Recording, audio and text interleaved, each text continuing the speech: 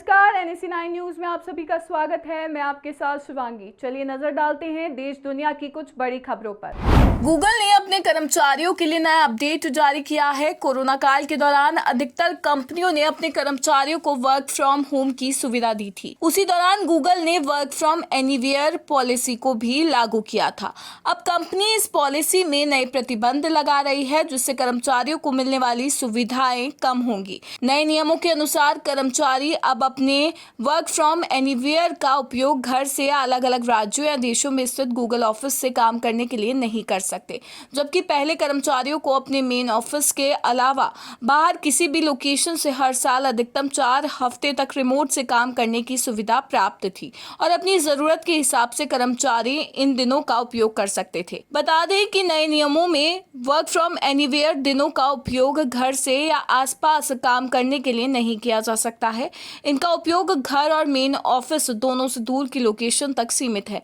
नए नियमों के अनुसार अगर कोई कर्मचारी किसी हफ्ते में एक दिन वर्क फ्रॉम एनीवेयर करता है या 5 वर्क फ्रॉम एनीवेयर करते हैं, तो ये पूरा हफ्ता ही वर्क फ्रॉम एनीवेयर माना जाएगा। यानी कि अगर कोई कर्मचारी सिर्फ सोमवार को ही WFA लेकर घर से काम करता है, तो उसके सालाना WFA से एक पूरा हफ्ता कट जाएगा, चाहे उसने बाकी 4 दिनों के लिए ऑफिस में जाकर काम किया हो या नहीं। OnePlus ने अपने अपकमिंग फ्लैगशिप फोन OnePlus 15 की लॉन्च डेट की घोषणा कर दी है। फोन के लिए काफी समय से कयास लग रहे थे कि अक्टूबर के अंत में लॉन्च हो सकता है। अब कंपनी ने लॉन्च डेट की घोषणा कर सारी अफवाहों पर विराम लगा दिया है। फोन अक्टूबर के अंत में मार्केट में दस्तक देगा। OnePlus 15 का लॉन्च 27 अक्टूबर को होगा, जिसके लिए कंपनी ने आधिकारिक रूप से घोषणा कर दी है।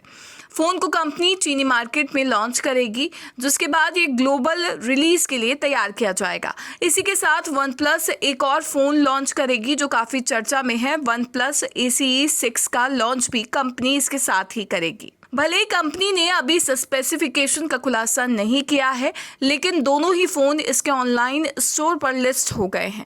इसके प्री रिजर्वेशन भी कंपनी ने शुरू कर दिए हैं। चाइनीज स्मार्टफोन मेकर iQOO का iQOO 15 इस महीने चीन में लॉन्च किया जाएगा। अगले महीने इस स्मार्टफोन को भारत में लॉन्च किया जाएगा। कंपनी ने iQOO 15 के प्रमुख फीचर्स की पुष्टि की है। भारत में लॉन्च होने वाले इस स्मार्टफोन के वेरिएंट्स इसके चीन में पेश किए जाने वाले मॉडल के समान हो सकते हैं। देश में iQOO की यूनिट के CEO निपुण मारिया ने सोशल मीडिया प्लेटफॉर्म X पर एक पोस्ट में बताया कि iQOO 15 को नवंबर में भारत में लॉन्च किया जाएगा। हालांकि इस स्मार्टफोन के लॉन्च की तिथि की जानकारी अभी नहीं दी गई है। iQOO 15 को 20 अक्टूबर को चीन में लॉन्च किया जाना है। इस स्मार्टफोन में क्वालकॉम का नया स्नैपड्रैगन 8 जनरेशन 5 चिपसेट दिया जाएगा। iQOO 15 में upgraded Q3 gaming chip 144 FPS game play 2K पर सपोर्ट के साथ होगा। ये स्मार्टफोन व्हाइट, ग्रीन, ब्लैक और ऑरेंज के डुअल पैटर्न में उपलब्ध होगा। हॉनर ने दुनिया का पहला रोबोट फोन कॉन्सेप्ट के रूप में पेश कर दिया है। ये फोन AI के साथ साथ रोबोटिक्स को भी सपोर्ट करता है। कंपनी ने इस कॉन्सेप्ट फोन का एक वीडियो भी जारी किया है, जिसमें फोटो खींचने के लिए फोन में से कैमरा खुद बाहर निकल रहा है। कैमरा खुद बाहर निकलकर आता है और यहाँ वहाँ मूव करते हुए फोटो खींचता है।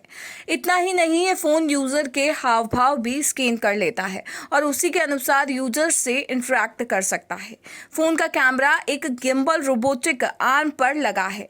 ये बाहर निकलकर हरकत करता है। वीडियो में ये भी दिखाया गया है कि फोन को टेबल पर रख दीजिए और ये खुद ही आपके बेस्ट मूवमेंट को कैमरे में कैद कर देगा। इतना ही नहीं, चलने फिरने के दौरान भी ये इमेज कैप्चर कर सकता है। हॉनर ने अपना पहला रोबोटिक्स फोन पेश कर दुनिया को चौंका दिया है। कंपनी ने कॉन्सेप्ट फोन का एक 2.45 मिनट का वीडियो भी जारी किया है। ये कैमरा स्मार्टफोन की दुनिया में सबसे बड़ा बदलाव कहा जा सकता है।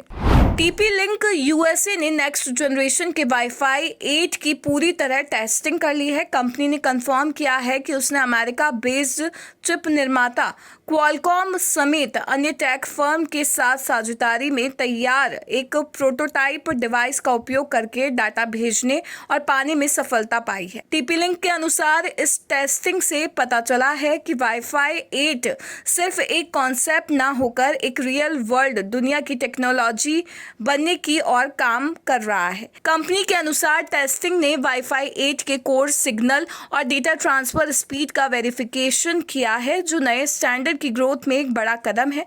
तैयार होने के बाद वाईफाई 8 से भीड़भाड़ वाली जगहों पर या एक साथ कई डिवाइस कनेक्ट होने पर भी तेज, ज्यादा भरोसेमंद और ज्यादा स्टेबल इंटरनेट कनेक्शन प्रदान करने की उम्मीद है। NSE9 न्यूज में फिलहाल इतना ही। आगे की खबरों से अपडेट रहने के लिए बने रहिए NSE9 न्यूज के साथ। नमस्कार।